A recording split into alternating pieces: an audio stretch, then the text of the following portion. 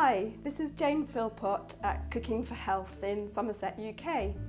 Today I'm going to be teaching how to make Aduki bean and sweet potato stew. This is a simple, nourishing and strengthening recipe that was taught to me by my teacher, Monty Bradford, who writes and teaches about healing with whole foods in her hometown in Barcelona. This dish is high in fibre, low in fat, low in calories, but very rich in essential minerals, particularly potassium, magnesium, calcium, iron, phosphorus and zinc. It also contains B vitamins, particularly B1 and B6, and vitamin C. In addition to these nutrients, it also contains powerful flavonoids and carotenoids, which are what are called phytonutrients. These have powerful antioxidant and anti-inflammatory properties, and many of them have been shown in scientific studies to lower cholesterol levels, lower blood pressure, reduce incidence of heart disease and cancer. So now we'll look at the ingredients. First up are the Aduki beans themselves. Aduki beans are a tiny reddish-brown bean with a cream-coloured seam and a very sweet, nutty flavour.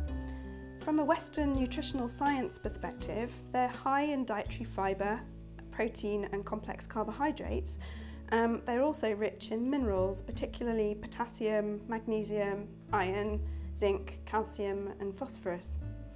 In Asia, Aduki beans are really popular in cooking. Japanese regard them as the king of beans and use them in many sweet dishes as well as savoury ones. They're usually the first beans given to children after weaning. From an Eastern medical perspective, Aduki beans are seen as soothing to the heart. They're also very good for supporting the kidneys and adrenal function. Traditionally, in Chinese medicine, Aduki beans are described as having draining damp qualities. And fat is seen as dampness in Chinese medicine, so adding beans into your diet, especially Aduki beans, will help with weight loss. As well as weight control, Aduki beans are used to treat other watery conditions such as diarrhea, edema, boils and prolonged menstruation. You can either cook Aduki beans from scratch or you can use tinned beans, which are available in the main supermarkets in the UK and probably elsewhere, and also in health food shops. Obviously, it's much quicker to use canned beans and ideal if you're in a hurry, but in the long run, it's much cheaper to cook your own, and I find that they freeze quite well as well, so if you cook too many, you can put them in the freezer for later. Some tins of beans contain quite high levels of salt, so you need to watch out for that. These particular ones here are cooked in just water. To cook dried beans, it's best to soak them overnight in water. This helps to soften them, which reduces the cooking time by up to 25%. It also, very importantly, leaches out substances which are responsible for creating gas in the intestines. So after you've soaked the beans overnight, preferably, drain off the soaking water, just put them all in a colander and wash them through and rinse the beans. Then place them in a saucepan with about 2 times more water than beans. I always add a strip of dried kombu sea vegetable. You can add a few dried bay leaves for extra flavour if you want as well. Kombu is a sea vegetable, as I said, very rich in minerals, particularly iodine, also contains some selenium, which is important for the immune system, and it's added to help tenderise the beans and to add flavour while cooking. So what you do is bring the beans to a boil and simmer for about an hour or until the beans are soft. The cooking time depends on the size of the beans, how old they are and how long they were soaked. When cooked, the beans should squash easily between your fingers. Keep testing them throughout the cooking process. Don't eat the beans if they're still hard because, number one, it's an unpleasant taste, and secondly, it'll probably give you indigestion.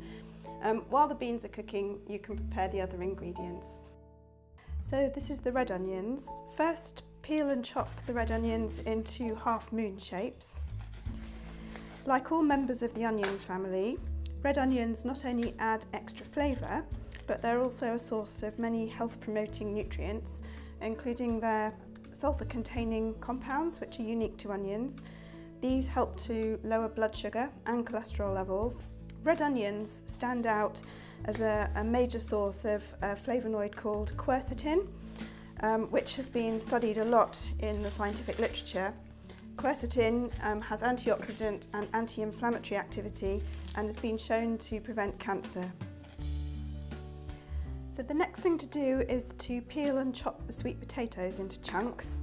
Sweet potatoes are in a different plant family from regular potatoes. They're actually related to the morning glories. Besides simple starches, sweet potatoes are rich in complex carbohydrates, dietary fibre and carotenoids, including vitamin A and also beta-carotene. These compounds are very powerful antioxidants.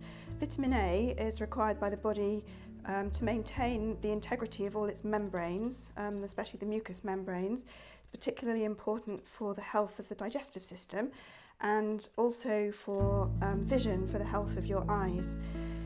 Consumption of fruit and vegetables rich in these carotenoids, which as you can see produce a beautiful orange colour, are known to help prevent cancers of the mouth and also the lung. Okay, so now we've got all the ingredients ready. The next thing to do is to start cooking them. So we're just going to add about a tablespoon of olive oil and a small pinch of sea salt to a pan. The sea salt is there to draw the water out of the onions and to stop them from burning. We're going to saute the onions very gently on a low flame for sort of 5 to 10 minutes until they're soft and translucent. And we're then going to add the sweet potatoes. I'm going to put in some dried thyme for flavour, just a teaspoon of that. I'll do that in a minute. We've got the cooked Aduki beans here and the cooked kombu, which I'm going to be cutting into small pieces. And then we'll add some water and simmer gently until all the vegetables are soft. So the last thing to do is to add miso to the dish. Miso is a savoury paste which you can use instead of stock. Miso is made from soybeans, which are cooked often with another grain like barley. So in this case, mugi miso means barley miso in Japanese.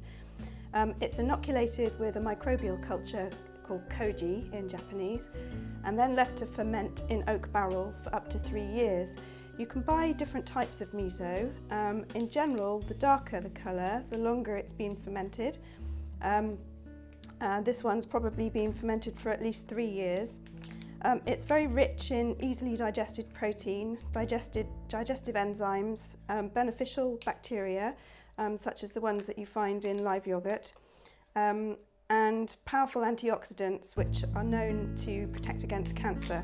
It's best to add miso towards the end to minimise loss of valuable nutrients. I usually use about this amount, a dessert spoon, something like that, for a dish with 4 people. But it's best to add just a little bit at a time because miso is quite salty, and I usually dissolve it in a small amount of water first because then you don't end up with lumps that are difficult to integrate into your dish. So just dissolve it in water, and then we're just going to add it to the casserole, to the stew, and simmer for just a couple of minutes to integrate the flavours. Keep tasting as you're going along, and if you find that it's not flavourful enough, not salty enough, then you can just add a little bit more. The trick is just to add a little bit at a time. So there we are, a delicious, nourishing and comforting Aduki bean and sweet potato stew, which I've just garnished with some fresh marjoram from the garden. You can serve it with brown rice with almonds and maybe some lightly steamed broccoli. Just keep it simple and you'll really enjoy this dish.